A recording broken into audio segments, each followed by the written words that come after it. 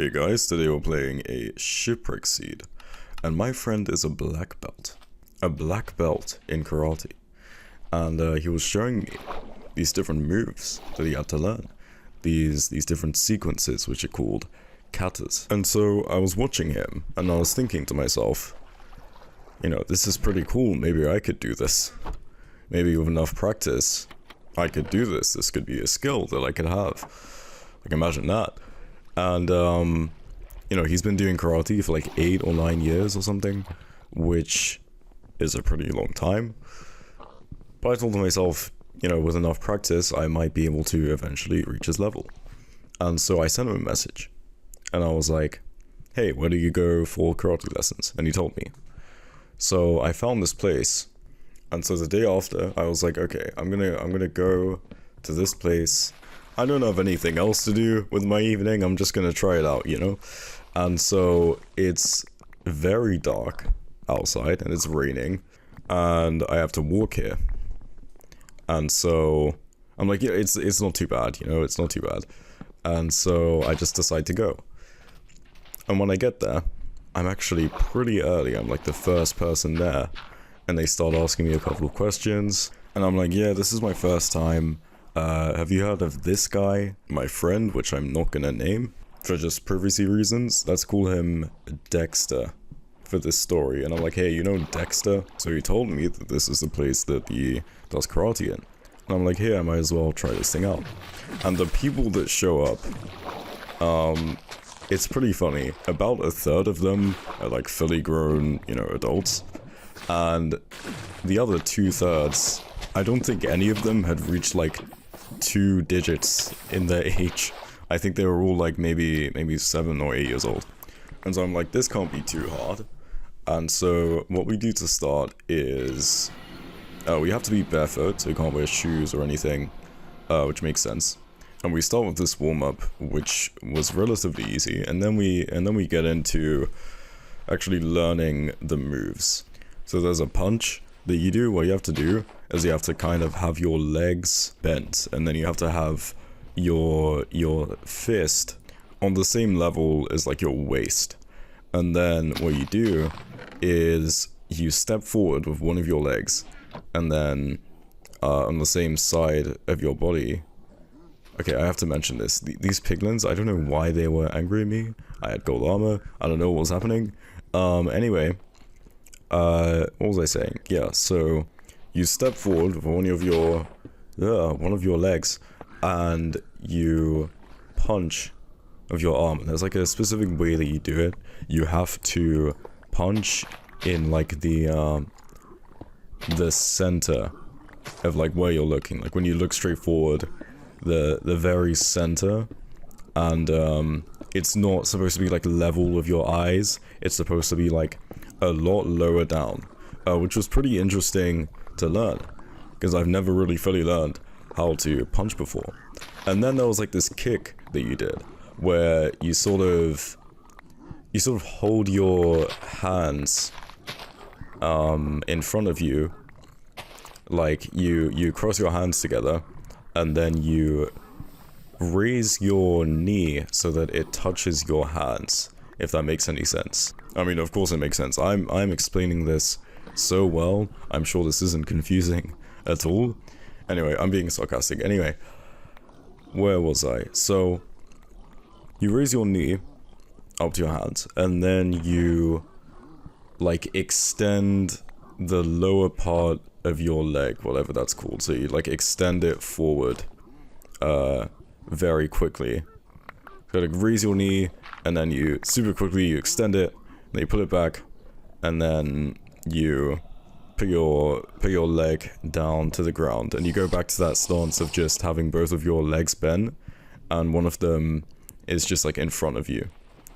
Okay, this was really weird. I have to like throw out my fire resistance because I need my crafting table. So I try to offhand it, and then I throw out my crafting table because I was trying to throw out my fire resistance, but I just offhanded it. So my crafting table is in the same slot as where my fire resistance normally is. So I throw it out, and then I have to pick it up and whatever. It's really slow, but I still end up getting a sub 5 fortress, so this is really nice. Like sub 10 pace. And what was I saying here? So that was the kick, and then that was a punch. And then what we had next was like learning all the blocks. And there are a lot of different types of blocks. So there's like the overhead block. It's pretty simple. You just raise your arm above your head and then you just block like that. It feels really cool to do. As easy as it is. And then there were two other blocks. So there was the sort of inside block where you have your arm on the inside and then it sort of goes out. It's very hard to explain if I can't actually show you guys, but hopefully you get what I mean. Then there's the outside block where your arm starts from the outside and then it sort of curls inside, or just like goes inside, I don't know. It just depends on where someone is punching you from, or where someone's kicking you from, and then you choose which block to use from there. And then there's like the knife hand block. You want it to look like you're just holding a knife in front of you, but instead of it actually being a knife, it's like your arm. And so, if that makes sense. And so obviously we're not actually going to be using knives, because, you know, it's martial arts. You're not always going to have a knife on you when you need to use self-defense. And then, you know, there are a couple of other things that we learned.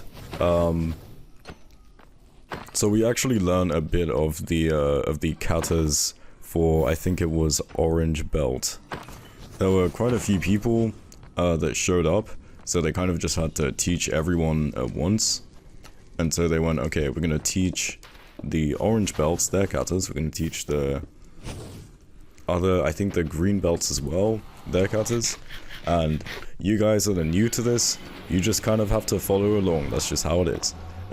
And I guess I did it pretty well, because the instructor, he came up to me. So he would come up to people and he would sort of show them the technique if they were doing anything wrong.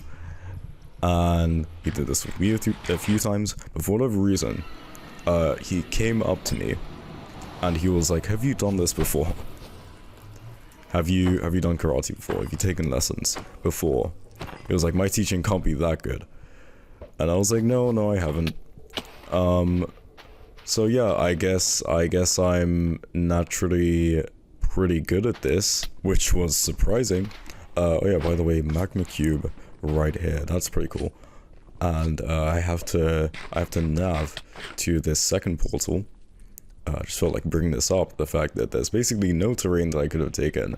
Maybe there was like a better line, but I basically just have to pearl into here.